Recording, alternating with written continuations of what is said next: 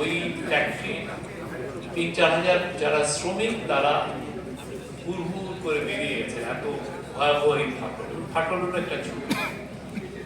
আশ্চর্যজনক ভাবে যেটা হয়েছে যে একটু ভিডিওটা যায় না, ওইখানে যে নিউজ এডিটর সেইটাকে বন্ধ করে দিচ্ছে, আর যায় না।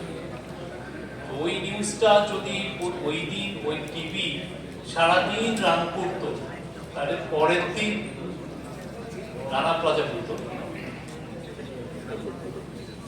Rana plaza one of the কারণ ছিল নাজমুল হুদা নামে যে সাভারের টিভির যিনি করেসপন্ডেন্ট ছিলেন, ওনার অনেক প্রচুর ভিডিও, এটার পরে সিএনএন ইউজ করেছে, বিবিসি ইউজ করেছে। তো জুলাই আমাদের সামনে এই টেস্টটা নিয়ে এসেছি, আমি কার সাথে আছি, আমি কি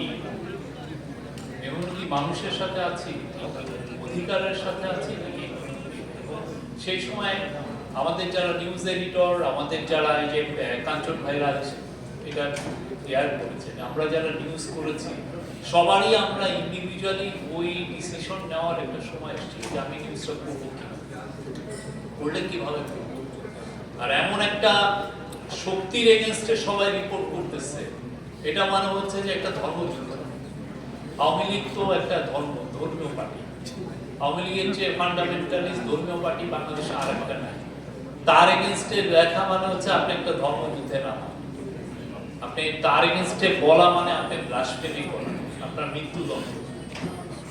ভয়াবহ একটা জার্নালিজম। আপনি কি এই জার্নালিজমটা করার মতো আপনার শক্তিটা আছে কিনা, আপনি ওইটা করবেন নাকি আপনি এমন একটা জার্নালিজম করবেন যেটার জন্য আপনার পূর্বাচলে প্লট তৈরি, আপনি সচিবালয়ে যে দুনিয়ার ধান্দাবাজি করার কার্ড তৈরি, আপনি ওইটা করবেন।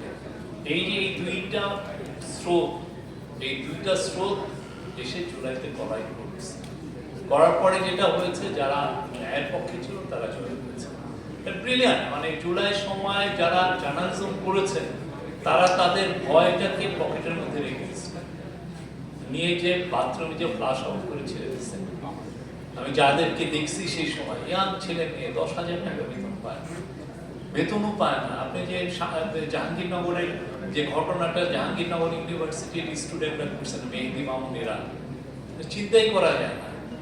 তাদেরকে তাদের ভিসি বিক্রি করতেছে, তাদেরকে প্রক্টর বিক্রি করতেছে, সমস্ত টিচাররা বিক্রি করতেছে, তার গুলি খেয়ে পড়েছে। আমি তাদের সাথে রাতে কথাও বলছি, তার সেই জায়গায় রিপোর্ট করছে। ক্যাম্পাসের এমন কোনো জায়গায় নাই যে তারা রিপোর্ট করে নাই, এমন কোনো বিষয় নাই তারা রিপোর্ট করে নাই। যে জার্নালিজম শুধু আমি আপনি করিনি, আমরা একটা পশ জায়গায় ছিলাম, আমার প্রোটেকশন ছিল। যাদের প্রোটেকশন ছিল না, যে মামুন যে ছেলেটা একদম পাশে থেকে গুলি করা হয়েছে, রোমিও তো মারা যেত, এদের তো প্রোটেকশন ছিল, পুলিশ মেরে দিল, মেরে দেয়, কোনো তো ইয়ে নেই। এই জার্নালিজমটা যারা এটা ফুট সোলজার যারা ছিলেন একদম সুমুখভাবে, এদের সত্যিকার অর্থে তার কিছু পান নাই। তারা 10,000 টাকা বেতন পেতেন, কিছু পেতেন না। যে ঢাকা টাইমসের যে ছেলেটা মারা গেলেন, তাহির জামান প্রিয়র ফ্যামিলিতে টেনশন শুরু হয়ে গেছিল, তার উনি ভালো ইনকাম করতে পারতেন। একইভাবে আপনার যে ছেলেটা মারাইছে তুরা, কয় টাকা পেতেন? একটা করেসপন্ডেন্টকে মফস্বলে যিনি কাজ করেন তাকে কয়টা টাকা দেওয়া?